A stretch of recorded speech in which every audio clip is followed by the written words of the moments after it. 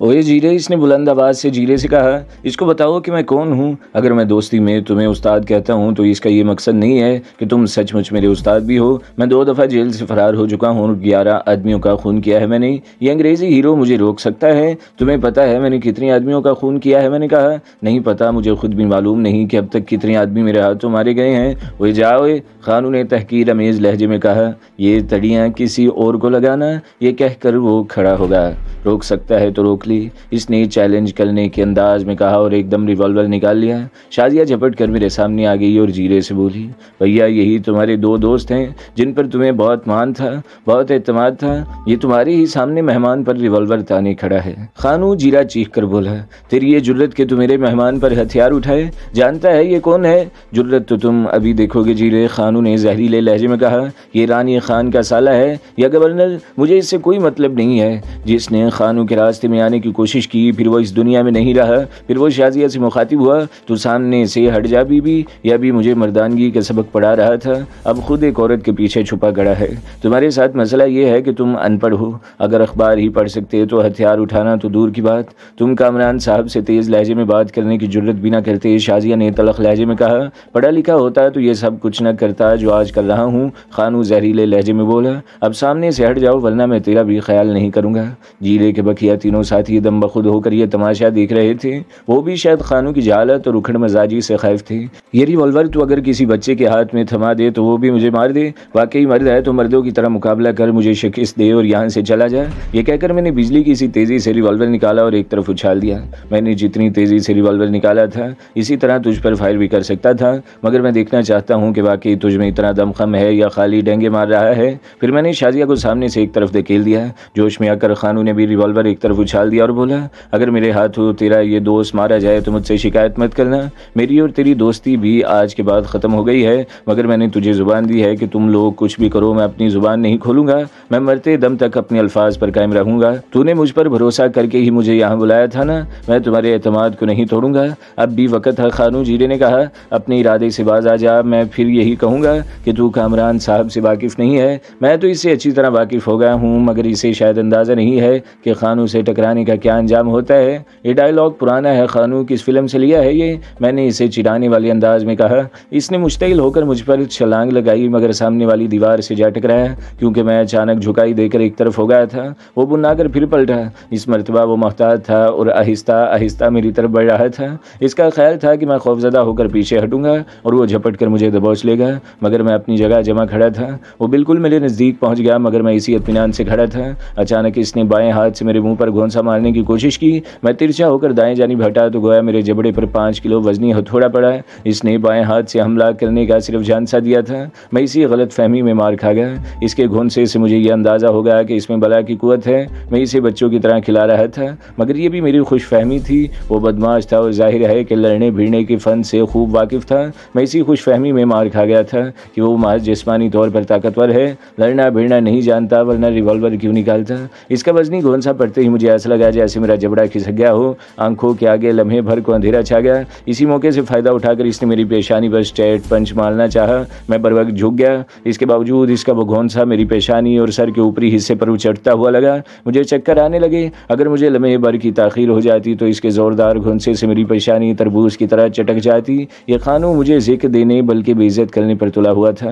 बड़ा बोल अल्लाह को भी बुरा लग जाता है। शायद ये मेरे इन्हीं बड़े बोलों की सज़ा थी। इसने एक मरतबा फिर मुझ पर वार करना चाहा, मगर मैं जानबूझकर यूं लड़खड़ा कर घुटनों के बल झुका जैसे खानू के वार से नॉकआउट हो गया हूँ। मुझे कुछ मोहलत दरकार थी ताकि मेरे जबड़े की तकलीफ कुछ कम हो और जहन पर छाई हुई धुंध साफ हो सके। खानू पागलों की तरह हंसने लगा। यही है वो सुपरमैन, इसने जीरे को मुखातिब किया, जिसने इतने कत्ल किए हैं कि इसकी गिनती तक भूल गया। मगर मुझे याद है कि मैंने 11 कत्ल किए हैं, अब इनकी तादाद 12 हो जाएगी, 1 दर्जन। वो फिर पागलों की तरह हंसा और इसके 12वें खिलाड़ी को तो मैं बहुत इत्मीनान से मारूंगा।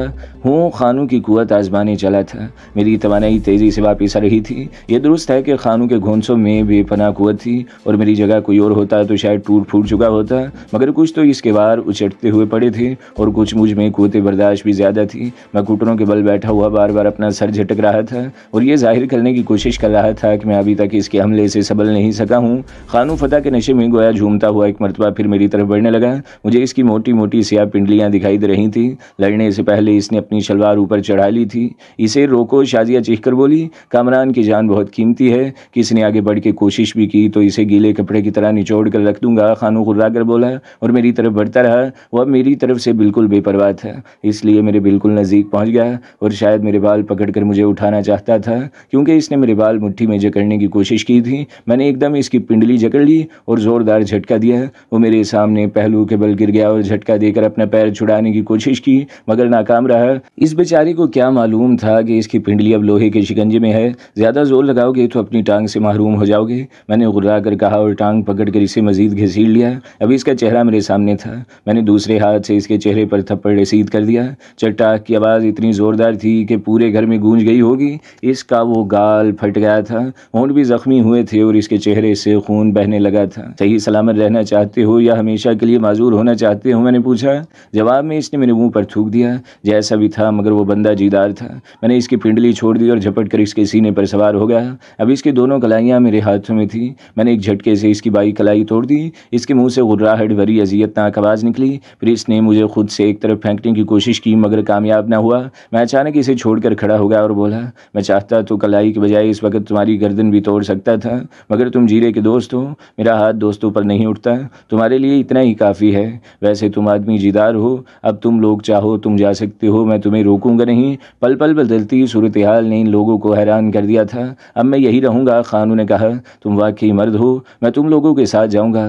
رب نواز نے بھرائی ہوئی آواز میں کہا۔ مجھے خانو کے رویے پر افسوس ہے مگر باقی لوگ بھی ہمارا ساتھ دینے پر تیار تھے، مگر میں نے رب نواز کو ساتھ رکھنے پر اکتفا کیا۔ تم ایسا کرو، میں نے رب نواز سے کہا، پی سی او جا کر دلاور سے بات کرو، شاید گلوریا کے سلسلے میں وہ کچھ بتا سکیں۔ پھر میں نے خود ہی خانو کی مرہم پٹی کی اور اسے ساجد کے ساتھ روانہ کر دیا تاکہ اس کے ہاتھ پر پلاسٹر بندھوا سکے۔ رب نواز جا چکا تھا۔ شازیہ کافی لے کر آ گئی۔ وہ خاصی سمجھدار تھی اور جانتی تھی کہ اب مجھے کافی کی طلب ہوگی۔ ہم کافی پی کر فارغ ہوئے ہی تھے کہ رب نواز گھبرایا ہوا اندر داخل ہوا۔ اس کے منہ سے آواز نہیں نکل رہی تھی۔ کیا ہوا؟ میں مضطرب ہو کر کھڑا ہو گیا۔ دلاور سے فون پر میری بات ہوئی تھی۔ میں نے اسے گلوریا کے بارے میں پوچھا تو اس نے ایک دوسری بھی اطلاع دی۔ پہلیا مت بجھواؤ، میں نے جھنجھلا کر کہا، اتنی تمہید باندھنے کی کیا ضرورت ہے؟ دلاور نے بتایا کہ کسی نے تیمور کو ہلاک کر دیا۔ نہیں، میں وحشت زدہ لہجے میں چیخا اور رب نواز کے دونوں شانے پکڑ لیے۔ وہ تو اسی سگنل کے نزدیک اس کی ہاتھ گاڑی ملی ہے، اس میں تیمور کی لاش تھی، کسی نے اسے گولیوں سے چھلنی کر دیا تھا۔ اب اس کی لاش سول اسپتال کے مردہ خانے میں رکھی ہے۔ چلو جیرے، ہم سول اسپتال جائیں گے۔ آپ کا جانا مناسب نہیں ہے کامران صاحب، جیرے نے کہا۔ میں چلا جاتا ہوں مگر اسے پہچانے گا کون؟ تم اسے پہچانتے ہو رب نواز؟ ٹھیک ہے، شازیہ نے کہا، میں بھی آپ لوگوں کے ساتھ چلوں گی۔ پھر ہم لوگ اجرت میں سول اسپتال کی طرف روانہ ہوئے۔ اسٹیئرنگ جیرے کے ہاتھ میں تھا اور وہ بہت خوفناک انداز میں ڈرائیونگ کر رہا تھا۔ ہم جیسے ہی سول اسپتال کے نزدیک پہنچے مجھے کسی گڑبڑ کا احساس ہوا۔ میری چھٹی حس مجھے کسی خطرے کی نشاندہی کر رہی تھی۔ سول اسپتال کے گیٹ کے نزدیک پہنچ کر مجھے دھچکا سا لگا۔ وہاں پولیس کی 2 گاڑیاں موجود تھیں، نہ صرف گیٹ پر موجود تھی بلکہ تیسری گاڑی نے راستہ بھی روک رکھا تھا۔ میں نے گھبرا کر پیچھے دیکھا، ہمارے پیچھے بھی پولیس کی 2 گاڑیاں تھیں۔ میں نے پھرتی سے اپنا بریف کیس کھولا اور اس میں سے زرد کی فولڈنگ رائفل نکال کر لوڈ کرنے لگا۔ جلدی مت کریں کامران صاحب، جیرے نے سرگوشی میں کہا۔ کیا مطلب ہے تمہارا؟ میں نے رائفل پائیدان پر رکھتے ہوئے کہا۔ کیا ہاتھ باندھ کے پولیس کے سامنے پیش ہو جاؤں؟ میں نے سرد لہجے میں کہا۔ آپ نے شاید غور نہیں کیا، جیرے نے کہا، پولیس والے صرف 74 کی کرولا گاڑیوں کو چیک کر رہے ہیں۔ میں نے چونک کر دیکھا، واقعی وہاں اسی سال کی ماڈل کی 3 گاڑیاں کھڑی تھیں اور پولیس والے انہیں کو چیک کر رہے تھے۔ اسی دوران میں ہماری گاڑی پولیس پارٹی کے نزدیک پہنچ چکی تھی۔ ڈیوٹی آفیسر نے گہری نظروں سے گاڑی کا جائزہ لیا، پھر ہمیں دیکھنے لگا۔ میں بظاہر پرسکون رہنے کی کوشش کر رہا تھا مگر اندر سے میں اتنا ہی مضطرب تھا اور پلک جھپکتے میں رائفل اٹھا کر فائر کر سکتا تھا۔ جیرا بھی پوری طرح مستعد تھا۔ اس کے پیروں میں کانوس کا ایک بیگ رکھا ہوا تھا، اس میں انتہائی طاقتور دستی بم تھے۔ وہ تعداد میں 4 تھے مگر وہاں اچھی خاصی تباہی پھیلا سکتے تھے۔ میں دل ہی دل میں دعا مانگ رہا تھا کہ ایسی نوبت ہی نہ آئے، ورنہ بہت سے معصوم اور بے گناہ شہری بھی ہلاک اور زخمی ہو جاتے۔ مجھے اچانک خیال آیا کہ جیرے کے بیگ میں اسموک بم بھی ہیں۔ میں نے جیرے کی طرف رخ کیے بغیر آہستہ سے کہا، خطرے کی صورت میں اسموک بم؟ میرا جملہ ادھورا رہ گیا کیونکہ پولیس افسر نے اچانک ہی آگے بڑھنے کا اشارہ کر دیا۔ سڑک کے درمیان میں پولیس کی ایک موبائل ترچھی کھڑی تھی مگر اتنی جگہ تھی کہ ہماری گاڑی وہاں سے گزر جاتی۔ پولیس کے گھیرے سے بخریت نکلتے ہی میرے کشیدہ اعصاب ڈھیلے پڑ گئے۔ میں نے طویل سانس لیا اور رائفل کو دوبارہ فولڈ کر کے بریف کیس میں رکھ دیا۔ اسپتال کے گیٹ میں داخل ہوتے ہی مجھے ایک مرتبہ پھر شوق پہنچا۔ اسپتال کے داخلی دروازے پر بھی پولیس موجود تھی۔ ہماری گاڑی پارکنگ لاٹ کی طرف بڑھی تو کسی نے بھی ہم سے تغرض نہ کیا۔ گاڑی سے اتر کر میں نے گہرے رنگ دار شیشوں کا چشمہ لگا لیا اور باوقار انداز انداز میں آگے کی طرف بڑھا۔ میرے ساتھ ساتھ شازیہ تھی۔ جیرا 2 قدم پیچھے چل رہا تھا۔ ایک وارڈ بوائے کی رہنمائی میں ہم مردہ خانے پہنچے اور وہاں کے انچارج کو تیمور کا حلیہ بتا کر پوچھا کہ اس حلیے کی کوئی ڈیڈ باڈی وہاں موجود ہے یا نہیں۔ میں نے مزید اسے بتایا کہ وہ شخص پیروں سے معذور تھا اور جی ہاں، میری بات ختم ہونے سے پہلے ہی انچارج بول پڑا، اس حلیے کی ایک ڈیڈ باڈی موجود ہے۔ پھر وہ ہمیں لے کر آگے بڑھا۔ اس حال نما کمرے میں ایک عجیب سی وحشت برس رہی تھی۔ وہاں چاروں طرف لاشیں ہی لاشیں تھیں۔ وہ جگہ صحیح معنوں میں جائے عبرت تھی۔ وہاں مجھے ایسے ایسے شہزور بھی دکھائی دیے جو زمین پر پاؤں مارتے ہوں گے تو پانی نکل آتا ہوگا، مگر اس وقت وہ عبرت کی تصویر بنے پڑے تھے۔ میں جھرجھری لے کر رہ گیا۔ انچارج چلتے چلتے ایک جگہ رک گیا۔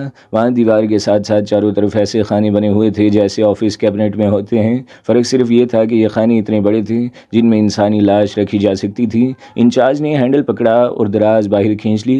لاش کے چہرے پر کپڑا پڑا تھا۔ کپڑے پر بھی خون کے دھبے پڑے تھے جو سیاہ پڑ چکے تھے۔ انچارج نے لاش کے چہرے سے کپڑا ہٹایا تو مجھے اچانک چکر سا آ گیا۔ وہ واقعی تیمور تھا۔ اس کے چہرے پر اسٹین گن کا برش مارا گیا تھا جس سے چہرہ مسخ ہو گیا تھا، مگر بالوں کی رنگت اور اسٹائل سے میں نے پہچان لیا کہ وہ تیمور ہی ہے۔ میں لڑکھڑا کر کسی چیز کا سہارا لینے کی کوشش کر رہا تھا۔ مجھے یوں لگا جیسے فرش اچانک اوپر کی طرف آ گیا ہو، پھر میرا ذہن کچھ دیر کے لیے تاریکی میں ڈوب گیا۔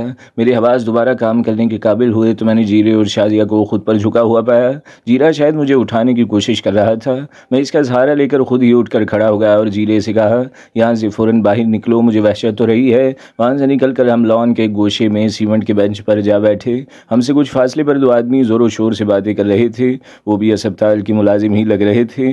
ایک نے دوسرے سے کہا، یار پولیس نے تو زندگی حرام کر دی ہے۔ یہ لوگ صبح سے لوگوں کو پریشان کر رہے ہیں، ڈاکو کی تلاش میں ہیں۔ سنا ہے اس ڈاکو کا ایک ساتھی شدید زخمی ہے اور پولیس کسی مخبری کے نتیجے میں اب ڈاکو کو تلاش کر رہی ہے۔ ان احمقوں کو اتنا بھی نہیں معلوم کہ کوئی ڈاکو بھول کر بھی کسی سرکاری اسپتال کا رخ نہیں کرتا۔ میں ان لوگوں کی باتیں سن رہا تھا مگر میری آنکھوں کے سامنے گزرے ہوئے مناظر گزر رہے تھے۔ تیمور سے پہلی ملاقات، اس کے ساتھ مختلف مارکے، لڑنا بھیڑنا کھانا۔ اب میرے چاروں طرف ایک بھیانک خلا تھا۔ میری حالت رفتہ رفتہ ایسی ہو گئی کہ مجھے ارد گرد کی کچھ خبر نہ رہی۔ ایسا لگ رہا تھا جیسے اچانک ہر طرف سناٹا طاری ہو گیا ہو۔ مجھے لوگوں کے صرف ہونٹ ہلتے سنائی دے رہے تھے، ان کی آوازیں کانوں تک نہیں پہنچ رہی تھیں۔ اچانک میرے کاندھے پر کسی نے ہاتھ رکھ دیا۔ میں نے بمشکل گردن گھما کر دیکھا، وہ شازیہ تھی۔ اس کی آنکھیں بھی نم تھی۔ وہ گلوگیر لہجے میں بولی، کامران تم رو رہے ہو؟ اتنے آئینی اعصاب کے مالک ہو کر تم رو رہے ہو؟ چلو اٹھو، گھر چلیں، یہاں کے معاملات سے بھائی جان نمٹ لیں گے۔ میں خواب کے اسی عالم میں وہاں سے اٹھ گیا۔ پھر مجھے نہیں معلوم کہ میں کس طرح گھر تک پہنچا۔ مجھے دوبارہ نارمل ہونے میں تقریباً 1 گھنٹہ لگ گیا۔ اس میں شازیہ کا بہت بڑا ہاتھ تھا۔ اس نے مجھے 2 دفعہ گرم کافی پلائی تھی اور مستقل میری دلجوئی کر رہی تھی۔ جیرا لوٹا تو بہت تھکا ہوا لگ رہا تھا۔ میں اس وقت تک فیصلہ کر چکا تھا کہ گلوریا کو دشمنوں کے چنگل سے نکالوں گا اور یہ کام میں تنہا کروں گا۔ مجھے اب جیرے کے کسی ساتھی پر بھی اعتماد نہیں رہا تھا۔ میں نے اپنے اس خیال کا اظہار جیرے سے بھی کیا۔ جیرے، اپنے تمام دوستوں سے کہو کہ یہاں سے چلے جائیں، میں اکیلا ہی سب سے نمٹ لوں گا، مجھے تمہاری بھی ضرورت نہیں ہے۔ میرا لہجہ تلخ بھی تھا اور سرد بھی۔ آپ ایسی باتیں کر کے مجھے تکلیف کیوں پہنچا رہے ہو کامران صاحب؟ جیرے نے افسردگی سے کہا، یہ سب میرے دوست ہیں، مجھے ان پر بھروسہ ہے۔ اگر آپ ان سے کام نہیں لینا چاہتے تو نہ لیں، مگر مجھے تو یوں نہ دھتکاریں۔ پھر وہ لہجہ بدل کر بولا، یہ میرے جگری دوست ضرور ہے، مگر ان میں سے کسی نے وعدہ خلافی کی تو وہ اچھی طرح جانتا ہے کہ ایسے لوگوں کے ساتھ کیا سلوک کرتا ہوں۔ مجھ سے وعدہ خلافی کرنے والا زیادہ دن اس دنیا میں نہیں رہتا۔ استاد ٹھیک کہہ رہا ہے کامران صاحب، ہم میں دنیا کا ہر عیب موجود ہے۔ ہم قتل، ڈکیٹی، اغوا سب کچھ کر سکتے ہیں مگر استاد کو دھوکہ نہیں دیتے۔ جیرے کے ساتھیوں میں سے ایک آدمی نے کہا، آپ بار بار یہ بات کر کے ہماری توہین کر رہے ہیں۔ یہ بات تو میں بھی کہوں گا، خانو نے نحیف لہجے میں کہا۔ ہم دونوں نے ایک دوسرے کے خلاف اچھا سلوک نہیں کیا، مگر جس دن بھی مجھے دھوکہ دینے کا خیال آئے گا میں اپنے ریوالور کی ایک گولی خود اپنی ہی کھوپڑی میں اتار لوں گا۔ سمجھ لو کہ جیرے نے ہم سے کوئی بات کی ہی نہیں ہے، بلکہ ہم یہاں آئے ہی نہیں ہیں، نہ ہمیں معلوم ہے کہ جیرے کا کوئی گھر بھی ہے۔ پھر ایک ایک کر کے ان سب نے مجھ سے ہاتھ ملایا اور وہاں سے روانہ ہو گئے۔ ہر آدمی نے جاتے ہوئے بھی یہی کہا کہ زندگی میں کسی بھی وقت اور کسی بھی جگہ ہماری ضرورت پڑی تو آپ ہمیں وہاں موجود پائیں گے۔ ان کی روانگی کے بعد گھر میں موت کا سناٹا طاری ہو گیا۔ میں دیوار سے ٹیک لگا کر بیٹھ گیا۔ باہر کا سناٹا میری روح میں اتر رہا تھا، دماغ بالکل خالی ہو کر رہ گیا تھا۔ گلوریا کی گمشدگی اور تیمور کی موت نے گویا مجھے بھی جیتے جی مار دیا تھا۔ آج مجھے شدت سے احساس ہو رہا تھا کہ میں کتنا تنہا ہوں۔ جیرا، دلاور اور دوسرے لوگ تو محض وقتی ساتھی تھے، جیسے سفر کے دوران ایک دوسرے سے آشنا ہو جاتے ہیں۔ یہ ظاہر ہے کہ بظاہر میں اکیلا نہیں تھا، مگر تیمور اور گلوریا تو میرے بازو تھے۔ بغیر بازو کے انسان کتنے دن جی سکتا ہے اور کتنی آفات کا مقابلہ کر سکتا ہے۔ میرے پیچھے تو دنیا کی شفاف ترین اور جدید جدید تربیت سے آراستہ ایجنسیز تھیں، میں تنہا کب تک ان کا مقابلہ کر سکتا؟ یہ کافی لے لیں۔ شازیہ کی کھنکتی ہوئی آواز نے میرے خیالات کا تسلسل توڑ دیا۔ مجھے اس وقت کافی کی ضرورت بھی محسوس رہی تھی۔ میں نے اس کا شکریہ ادا کیا اور کافی لے لی۔ اس کی آمد پر مجھے احساس ہوا کہ کمرے میں اب تک میرے سوا کوئی نہیں تھا۔ جیرا کہاں ہے؟ میں نے پوچھا۔ بھیا شاید کسی کو ٹیلی فون کرنے گئے ہیں۔ اپنی کافی کا مگ لے کر شازیہ بھی وہیں بیٹھ گئی۔ تم کن سوچوں میں گم ہو؟ اس نے پھر مجھے تم کہہ کر مخاطب کیا۔ پریشانیاں اور الجھنیں سوچنے اور اداس ہونے سے نہیں بلکہ عمل سے حل ہوتی ہیں۔ اب میں کیا کروں اور کس کے لیے کروں؟ میں ایک دم تلخ ہو گیا۔ میں سمجھتا تھا کہ یہ میرا ملک ہے، میں نے اس دھرتی پر جنم لیا ہے اور اس کا مجھ پر کچھ قرض ہے، مگر یہ ملک تو جاگیر ہے چند خاندانوں کی جو اسے دونوں ہاتھوں سے لوٹ رہے ہیں۔ مجھ سے کوئی سرپھرا کچھ کرنا بھی چاہے تو یہ دولت کے پجاری اسے صفحہ ہستی سے نابود کرا دیتے ہیں۔ اسے وطن دشمن اور غدار قرار دے کر نہ صرف خود اس کے سر کے طلبگار ہوتے ہیں بلکہ اپنے غیر ملکی آقاؤں کے ذریعے بھی اس کی ناکہ بندی کرا دیتے ہیں تاکہ اس سانپ کا سر کچلنے میں انہیں آسانی ہو۔ جب تک میں واقعی دہشت گرد تھا، کسی سرکاری ادارے کے کان پر جوں بھی نہ رینگی کہ اس نام کا کوئی آدمی بھی ہے جو عوام میں موت بانٹ رہا ہے، مگر جب میں نے ملک کے مفاد کی خاطر کچھ کرنا چاہا تو یوں لگا جیسے کامران کوئی نادیدہ اور پراسرار وجود ہے جو ان سب کو کھا جائے گا۔ لہٰذا انہوں نے سوچا کہ اس سے پہلے کہ اس کا قصہ ہی ختم کر دو، بہت زبردست تقریر کر لیتے ہو تم تو۔ شازیہ ہنس کر بولی، اگر اس تقریر مقابلے کے جج میں ہوتی تو تمہیں پہلا انعام دیتی۔ کالج لائف میں تم بھی ضرور کامیاب مقرر رہے ہوگے۔ میں نے اسے بری طرح گھور کر دیکھا، نہ جانے میری آنکھوں میں کیا تھا کہ وہ سہم کر خاموش ہو گئی۔ میرا دل جل رہا ہے اور تمہیں شوخیاں سوج رہی ہیں، میں بھنا کر بولا۔ میں زندگی کے ایسے موڑ پر کھڑا ہوں جہاں کوئی ہم نفس ہے نہ ہمدم، میں تو بالکل اکیلا ہو کر رہ گیا ہوں۔ میری آواز بھرا گئی۔ تم خود کو تنہا کیوں سمجھتے ہو؟ شازیہ نے کہا اور اچانک میرا ہاتھ تھام لیا۔ میں بھی تو تمہارے ساتھ ہوں اور مرتے دم تک ساتھ نبھاؤں گی۔ اس کے ہاتھوں کے نرم و نازک لمس نے لمحے بھر کو مجھے پاگل سا کر دیا۔ اس سے ایک فائدہ یہ ہوا کہ میرے ذہن پر جمی ہوئی مایوسی کی گرد چھٹ گئی۔ میں نے بھی مضبوطی سے اس کا ہاتھ تھام لیا۔ دوسرے ہی لمحے اس کا سر میرے سینے پر آ ٹکا۔ اس کی زلفوں سے اٹھتی ہوئی بھینی بھینی مہک مجھے ہوش سے بیگانہ کیے دے رہی تھی۔ اس سے پہلے کہ میں مزید بہکتا جیسے اچانک مجھے ہوش آ گیا۔ میرا عزیز ترین دوست تیمور موت کی اندھی وادی میں گم ہو گیا تھا اور میں نے آہستگی سے شازیہ کو خود سے علیحدہ کرنا چاہا، مگر وہ مزید میرے گلے کا ہار بن گئی اور تھرائی ہوئی آواز میں بولی، مجھے خود سے جدا نہ کرو کامران۔ میں نے اسی وقت سے تمہاری پوجا شروع کر دی تھی جب پہلی دفعہ تمہاری تصویر اخبار میں دیکھی تھی۔ میں نے ذرا سختی سے اسے خود سے علیحدہ کرتے ہوئے کہا، ہوش میں آؤ شازیہ، تم نے کوئی نشہ تو نہیں کر لیا؟ دنیا کا سب سے انوکھا اور لذت امیز نشہ تو محبت کا ہے کامران، اس نے گنگناتی ہوئی آواز میں کہا۔ تقریری مقابلے میں جیت کر تم اتنی بے باک ہو گئی ہو کہ محبت کے موضوع پر بھی تقریر کر رہی ہو؟ پھر یہ تو سوچو تم میرے دوست کی بہن ہو اور ابھی بہت چھوٹی ہو۔ اتنی سی عمر میں یہ باتیں زیب نہیں دیتی۔ دنیا کی تمام لڑکیاں کسی نہ کسی کی بہن اور بیٹی ہوتی ہیں، اور تمہارے خیال میں کتنی چھوٹی ہوں میں؟ کیا تمہیں فیڈل نظر آتا ہے میرے منہ میں؟ بہرحال میری اور تمہاری عمر میں خاصا فرق ہے، میں نے جھنجھلا کر کہا۔ تمہاری عمر اس وقت 25 سال ہے، یہ میرا خیال نہیں ہے بلکہ حکومت پاکستان کا ریکارڈ ہے۔ اخبار میں جب تمہاری زندہ یا مردہ گرفتاری پر اشتہار چھپتا ہے تو اس میں تصویر کے ساتھ عمر کا بھی ذکر تھا۔